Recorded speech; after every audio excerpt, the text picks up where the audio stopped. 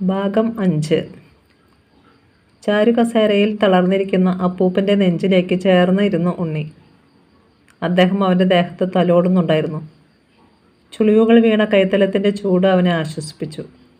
വിശേഷങ്ങൾ പറയാനും ചിരിക്കാനും ഉണ്ണി മറന്നു. അവനെന്തോ ഓർത്തിരിക്കുകയാണ്. വല്ലാതെ വേദനിപ്പിക്കുന്ന എന്തോ ഒന്ന്. ഒരേങ്ങൽ കേട്ടതുപോലെ അവൻ തല ഉയർത്തി നോക്കി. അപ്പൂപ്പൻ കരയുകയാണ്. ചുളിവുകളുള്ള കവിൾത്തടങ്ങളിൽ നീർച്ചാലുകൾ. വലിയ ആളുകൾ കരയുകയോ? അതും അപ്പൂപ്പനെ പോലുള്ളവർ. എന്തിനാ അപ്പൂപ്പൻ കരയുന്നേ? ഉണ്ണിക്കും സങ്കടാവും. ആ കണ്ണീർ ചാലുകൾ അവൻ കൈ ഉയർത്തി തുടച്ചു. അദ്ദേഹം ആ കൈ പിടിച്ച് അതിൽ ഉമ്മ വച്ചു. ഉണ്ണിയുടെ നെറ്റിയിലേക്ക് വീണു കിടക്കുന്ന മുടിയിഴകൾ ഒതുക്കി അദ്ദേഹം പറഞ്ഞു, മോൻ നന്നായി പഠിക്കണം, വലിയ ആളാവണം. വലിയ ആളെന്ന് വെച്ചാൽ വലിയ ശമ്പളവും വലിയ ബംഗ്ലാവും ഉള്ള ആളല്ല, വലിയ മനസ്സുള്ള ആൾ. വലിയ മനസ്സുള്ളവരെയാണ് ദൈവത്തിന് ഏറ്റവും ഇഷ്ടം. അവൻ ആ മുഖം ചേർത്ത് പിടിച്ചു. ഉണ്ണി ചീത്ത കുട്ടിയാവുമെന്ന് വിചാരിച്ചാണോ കരയുന്നേ? അവൻ ചോദിച്ചു. എൻ്റെ ഉണ്ണി ഒരിക്കലും ചീത്ത കുട്ടിയാവില്ല, എനിക്ക് നിശ്ചയമുണ്ട്. അപ്പൂപ്പൻ അവനെ ഒന്നുകൂടെ ചേർത്ത് പിടിച്ചു. എന്നിട്ട് പതുക്കെ പറഞ്ഞു, അപ്പൂപ്പൻ നാളെ പോവാണ് ഉണ്ണി. എവിടേക്കാ? ദൂരെ, വളരെ ദൂരെ ഒരിടത്ത്. ഉണ്ണിക്ക് എല്ലാം മനസ്സിലായി. എനിക്കറിയാം, ഓൾഡ് ഏജ് ഹോമിലേക്കല്ലേ. ഞാനും കൂടെ വരട്ടെ? അപ്പൂപ്പൻ ഒന്നും മിണ്ടാതെ കുറച്ചു നേരം ഉണ്ണിയെ ശരീരത്തോട് ചേർത്ത് പിടിച്ചിരുന്നു. കുട്ടികളിൽ നിന്നും ആർക്കും ഒന്നും മറയ്ക്കാനും ഒളിക്കാനും പറ്റില്ല. മുതിർന്നവരെക്കാൾ വേഗം അവർ കാര്യങ്ങളുടെ ആഴത്തിലേക്ക് ഇറങ്ങുന്നു.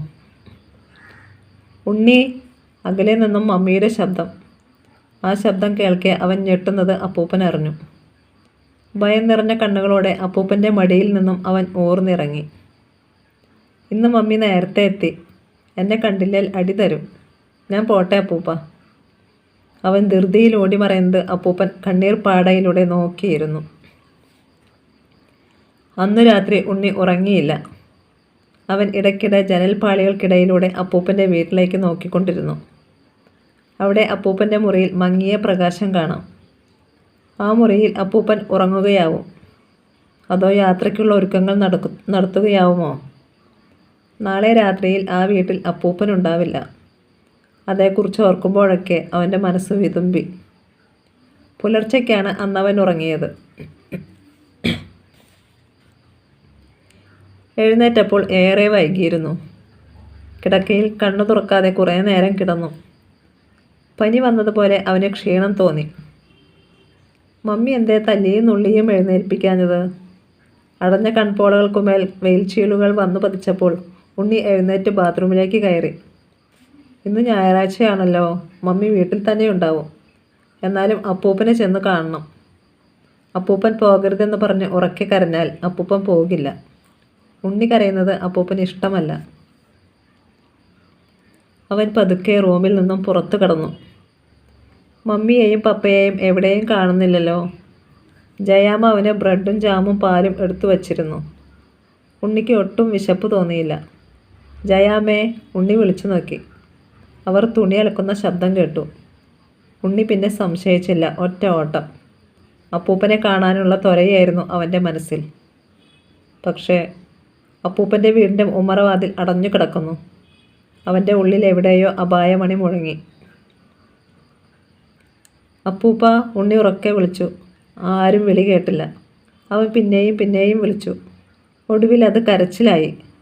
തന്നോടൊന്ന് യാത്ര പോലും പറയാതെ അപ്പൂപ്പൻ പോയോ? അവൻ്റെ കരച്ചിൽ കേട്ട് ജയാമ്മ ഓടി വന്നു. ഇനി കരഞ്ഞിട്ടെന്താ കാര്യം? നിൻ്റെ പപ്പയും മമ്മിയും അപ്പൂപ്പനെ ഏതോ അനാഥാലയത്തിൽ കൊണ്ടു ചെന്നാക്കിയില്ലേ? കഷ്ടം, എത്ര നല്ല മനുഷ്യനായിരുന്നു. ഉണ്ണിക്ക് പറഞ്ഞുകൂടായിരുന്നോ കൊണ്ടുപോകണ്ടെന്ന്? അവന് കാര്യങ്ങൾ മനസ്സിലായി. അവൻ്റെ കരച്ചിൽ പതുക്കെ നിന്നു. എത്ര കരഞ്ഞാലും അപ്പൂപ്പൻ ഇനി വരില്ലെന്ന തിരിച്ചറിവ് അവനുണ്ടായി.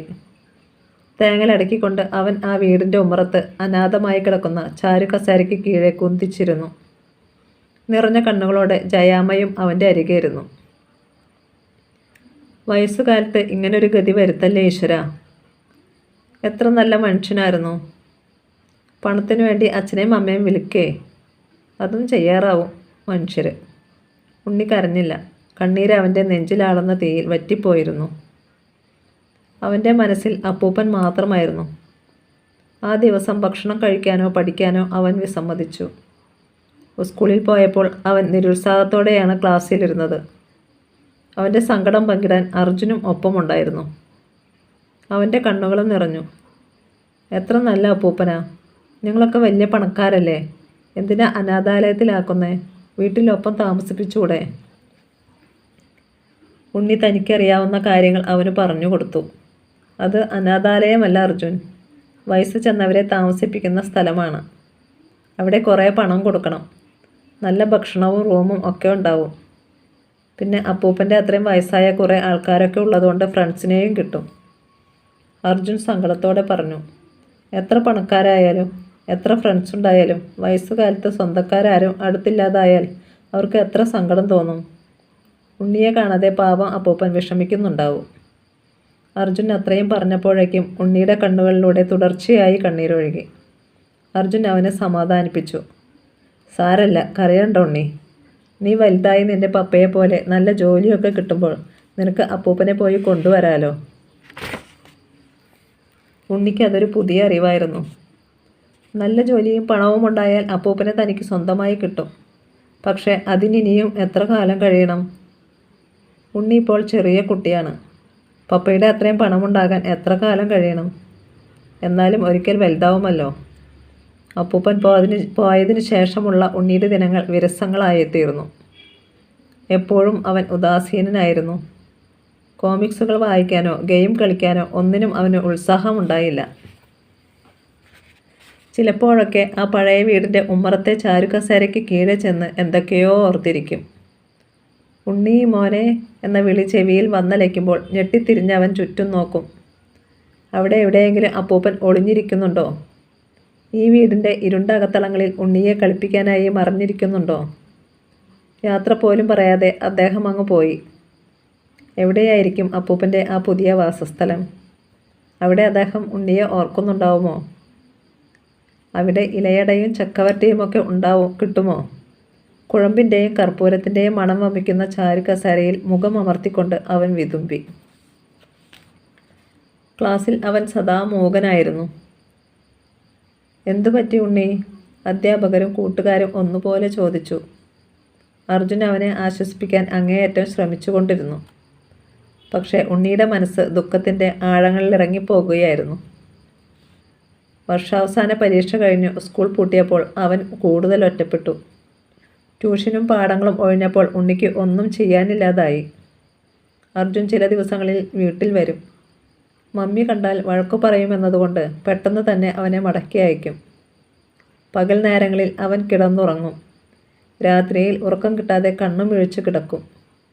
പല രാത്രികളിലും അവൻ അപ്പൂപ്പനെ സ്വപ്നം കണ്ട് ഞെട്ടി ഉണർന്നു. ജാലകത്തിനപ്പുറം അദ്ദേഹത്തിൻ്റെ ചുമ കേട്ട് അവൻ ജനാലകൾ തള്ളി തുറന്ന് വെളിയിലേക്ക് കണ്ണോടിക്കും. പിന്നെ വാതിൽ തുറന്ന് ഇരുട്ടു നിറഞ്ഞ മുറികളിലൂടെ നടക്കും. ഉണ്ണിക്കിപ്പോൾ പേടി തോന്നാറില്ല. ഇരുട്ടും രാത്രിയുമൊക്കെ അവൻ്റെ കൂട്ടുകാരായി മാറി. അപ്പൂപ്പനെ ഒന്ന് കാണാനുള്ള ആഗ്രഹം മാത്രമായിരുന്നു അവൻ്റെ മനസ്സിൽ. അത്തരമൊരു രാത്രിയിലാണത് സംഭവിച്ചത്. അവൻ ശബ്ദം കേട്ട് ഉണർന്നപ്പോൾ മുറിയിൽ ഒരു രൂപം നിൽക്കുന്നത് ബെഡ് ലാമ്പിൻ്റെ നേർത്ത വെട്ടത്തിൽ കാണാൻ കഴിഞ്ഞു. പുറത്തെവിടെ നിന്നോ ഒരു പൂച്ച കരയുന്ന ശബ്ദം. കരയാൻ വാ തുറന്നെങ്കിലും ശബ്ദം പുറത്തു വന്നില്ല. ഉണ്ണിയെ കുറേ നേരം നോക്കി നിന്ന ശേഷം ആ രൂപം അവൻ്റെ അടുത്തേക്ക് വന്നു. ബാൽക്കണിയിലേക്കുള്ള വാതിൽ തുറന്നു കിടക്കുന്നത് ഉണ്ണി കണ്ടു. ബെഡ് ലാമ്പിൻ്റെ വെട്ടത്തിൽ ആ രൂപത്തെ അവൻ വ്യക്തമായി നോക്കി. വട്ടക്കണ്ണുകളും കറുത്ത നിറവുമുള്ള ഒരു മൊട്ടത്തലയൻ. ചെറിയൊരു ട്രൗസർ മാത്രമാണ് വേഷം. മേലാകെ കരടിയെ പോലെ രോമങ്ങൾ. പത്രത്തിലൊക്കെ കണ്ട റിപ്പർ എന്ന പേരിട്ട് വിളിക്കുന്ന കൊലപാതകിയെയാണ് ഉണ്ണിക്ക് ഓർത്തുപോയത്. പക്ഷേ ചുറ്റികയൊന്നും കയ്യിലില്ല. അയാൾ അവൻ്റെ കിടക്കയിലിരുന്നു കണ്ണുരുട്ടി. ഒച്ചയെടുത്താൽ കൊന്നുകളയും. ശബ്ദമുണ്ടാക്കാനോ ഒന്നനങ്ങാനോ കഴിയാതെ ഉണ്ണി പേടിയോടെ കണ്ണുകൾ മിഴിച്ച് അതേപടി കിടന്നു.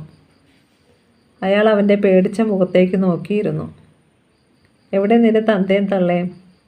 അയാൾ കൈ പിറകോട്ടിട്ട് നഖം കൊണ്ട് പുറം ചൊറിഞ്ഞു. തിരിഞ്ഞും മറിഞ്ഞും കൈകൾ ചലിപ്പിച്ചു നോക്കി.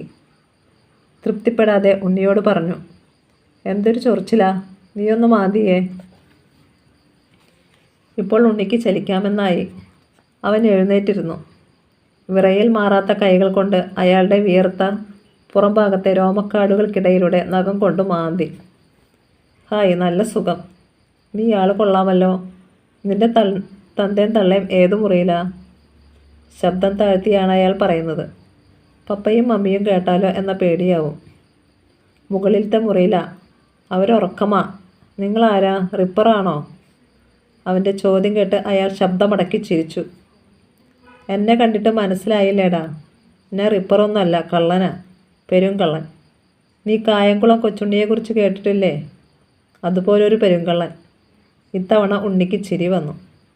ഏറെ കഴിവുകളുള്ള, പാവങ്ങളെ സഹായിച്ചിരുന്ന രസികനായ കായംകുളം കൊച്ചുണ്ണിയുടെ കഥ അപ്പൂപ്പൻ അവന് പറഞ്ഞു കൊടുത്തിരുന്നു.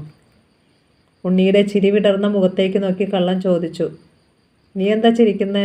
നിനക്കെന്നെ പേടിയില്ലേ? ഉണ്ടെന്നർത്ഥത്തിൽ ഉണ്ണി തലയാട്ടി. കള്ളന് സമാധാനമായി. പേടിയുണ്ടായിട്ടും ചിരിക്കുന്നോ? ഞാൻ ഇന്നലെയും വന്നിരുന്നു. നീ എന്താ ഉറക്കമൊന്നുമില്ലാതെ രാത്രിയിലൊക്കെ ലൈറ്റ് മിട്ടച്ച് അലഞ്ഞു തിരിയുന്നേ? എന്തിനാ രാത്രിയിൽ വാതിൽ തുറക്കുന്നേ? ഉണ്ണിയുടെ ശബ്ദം വാടുന്നത് കള്ളൻ കണ്ടു. ഉണ്ണിയുടെ മുഖം വാടുന്നത് കള്ളൻ കണ്ടു. അത് ഞാൻ അപ്പൂപ്പൻ വിളിക്കുന്നതായി തോന്നിയിട്ടാ വാതിൽ തുറന്ന് നോക്കുന്നേ. നിന്റെ അപ്പൂപ്പൻ എന്തിയേ?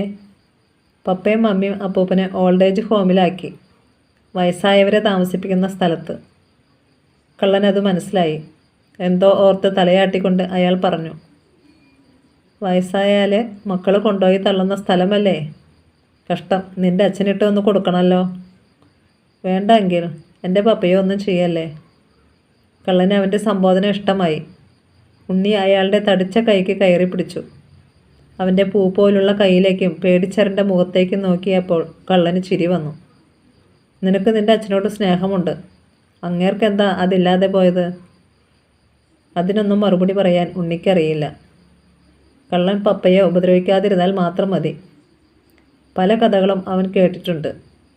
കള്ളന്മാർ തല്ലുകയും കൊല്ലുകയും ചെയ്തേക്കും. അവർക്ക് പണം കയ്യിൽ കിട്ടുകയേ വേണ്ടൂ. എന്തൊക്കെയായാലും പപ്പയെയും മമ്മിയെയും ഉണ്ണിക്കിഷ്ടമാണ്. അവൻ യാചനാപൂർവ്വം കള്ളനെ നോക്കി. എൻ്റെ പപ്പയെയും മമ്മിയെയും ഒന്നും ചെയ്യല്ലേ അങ്കിളെ.